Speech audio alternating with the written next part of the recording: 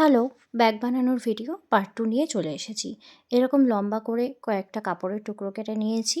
আর তারপরে গ্লু দিয়ে ভালো করে ব্যাগের যে ফিতাটা আছে সেটাতে লাগিয়ে দেব। গ্লুটা ভালো করে লাগাবে, আর এটা লাগাতে যতটা ইজি লাগছে দেখতে, ব্যাপারটা মোটেই ততটা ইজি ছিল না।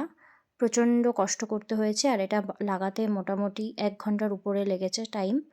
আর বিশেষ করে এই চেনের জায়গাটাতে খুব প্রবলেম হচ্ছিল। যাই হোক, চেষ্টা করে তোমরাও বানিয়ে নিও কোনো একটাভাবে ম্যানেজ করে।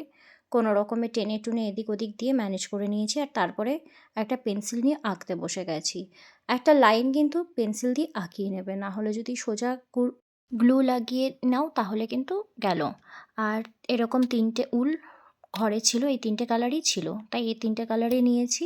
আর এটা দিয়ে একটা ভালো করে বেনি বানিয়ে নিব। 3টে দিয়ে বেনি বানাতে আশা করি সবাই পারো। এটা পারাটা খুব স্বাভাবিক। একটা ভালো করে বেনি বানাবে, আর তারপরে এই যে লাইন করে নিয়েছি এই লাইনটার উপর দিয়ে বসাবে। তোমরা নিজেদের ইচ্ছা মতনই করতে পারো।